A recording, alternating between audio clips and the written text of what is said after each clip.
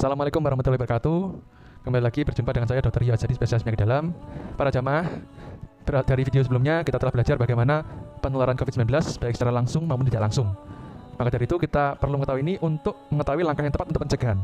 Bagaimana pencegahan COVID-19, pencegahan penyebaran COVID-19, seperti yang dari video awal, secara langsung maupun tidak langsung. Maka yang pertama, pemerintah dan tenaga medis telah mencanangkan yang pertama, physical distancing.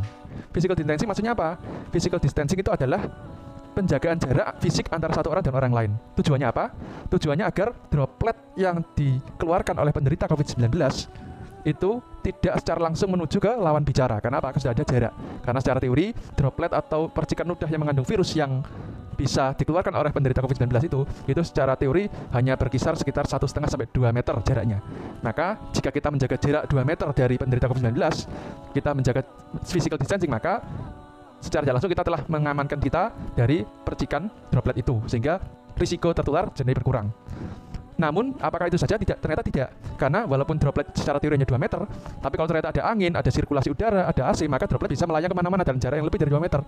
Maka dari itu, setelah physical distancing, yang langkah kedua adalah memakai masker. Para jamaah dihimbau untuk semua memakai masker, baik yang sakit maupun tidak sakit. Karena apa? Dengan memakai masker, maka droplet yang kita keluarkan dari mulut kita, dari hidung kita bicara, itu akan tertahan oleh masker. Dengan syarat pakai maskernya benar seperti ini ya, menutup mulut dan menutup hidung. Kalau misalkan seperti ini, nah ini droplet masih bisa keluar. Nah, tapi kalau seperti ini, diharapkan droplet yang keluar dari saya berbicara ini tidak akan keluar kemana-mana, semua tertahan oleh masker saya. Sehingga otomatis ini akan jauh mengurangi risiko penularan penyakit COVID-19 karena dropletnya tidak menyebar kemana-mana. Apakah cukup sampai situ? Ternyata tidak. Karena tadi penyebaran tidak langsung, kita mengetahui bahwa ketika kita memegang barang-barang yang terkontaminasi COVID-19, maka bisa jadi tertular juga. Padahal kita tidak tahu barang mana yang terkena COVID-19 yang mengandung virus. Apakah jangan-jangan tadi ada penderita COVID-19 di situ, kemudian menularkan virusnya ke barang-barang lain, menempelkan virusnya ke barang-barang lain, kita tidak tahu. Maka dari itu langkah ketiga, selain pakai masker, kemudian di physical distancing juga kita sering cuci tangan. Karena apa? Dengan kita sering cuci tangan, maka kita akan mengurangi risiko penularan karena tidak langsung. Contoh, saya memegang gagang pintu. Gagang pintu itu mengandung virus.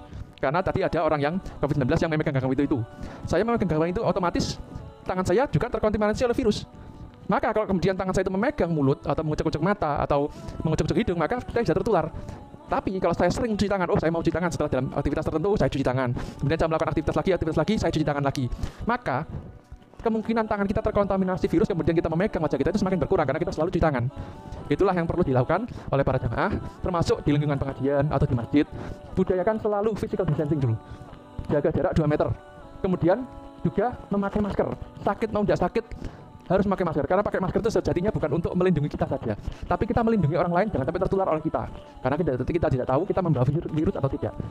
Maka dari itu physical distancing, pakai masker, dan kemudian jaga itu selalu cuci tangan.